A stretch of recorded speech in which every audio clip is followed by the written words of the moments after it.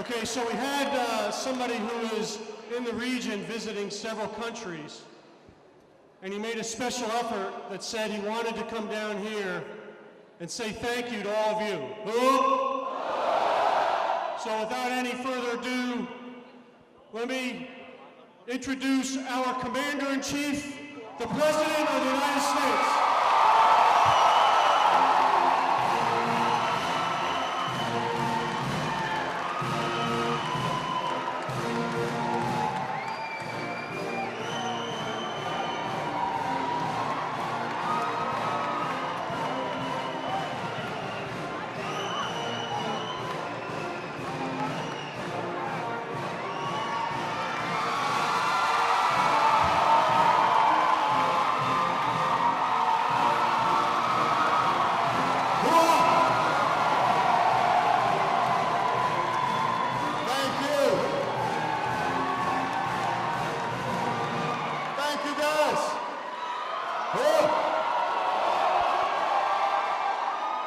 Let me say, Multinational Force Iraq, Multinational Corps Iraq,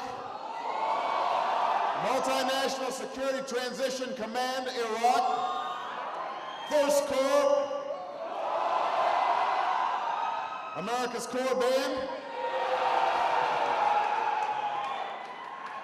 Thanks to all of you. Listen, I am so honored. I love you back.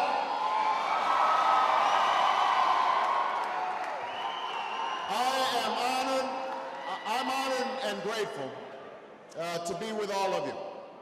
And I'm not going to talk long because I want to shake as many hands as I can. And I've been talking all week. But here's a couple of things I want to say. Number one, thank you. You know, when I was at Camp Lejeune, I spoke about what it means for America to see our best and brightest, our finest young men and women serve us. And what I said then is something that I want to repeat to you, which is you have performed brilliantly in every mission that has been given to you.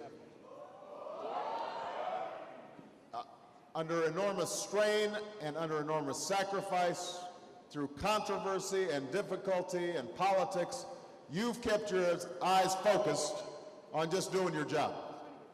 And because of that, every mission that's been assigned, from getting rid of Saddam, to reducing violence, to stabilizing the country, to facilitating elections, you have given Iraq the opportunity to stand on its own as a democratic country. That is an extraordinary achievement, and for that, you have the thanks of the American people. That's point number one. Point number two is this is going to be a critical period, these next 18 months. I was just discussing this with your commander, but I think it's something that all of you know. It is time for us to transition to the Iraqis. They need to take responsibility for their country and for their sovereignty. And in order for them to do that, they've got to make political accommodations. They're going to have to decide that they want to resolve their differences through constitutional means and legal means. They are going to have to focus on providing government services that encourage confidence among their citizens. All those things they have to do. We can't do it for them.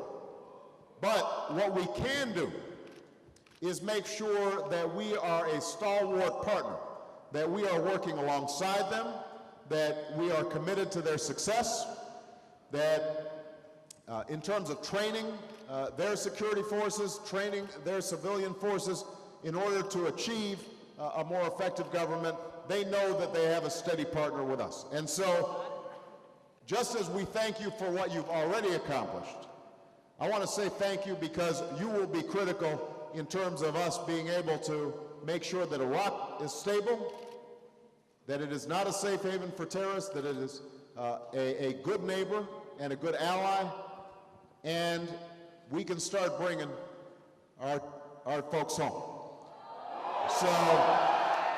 So now is not the time to lose focus. We have to be even more focused than we've been in order to achieve success.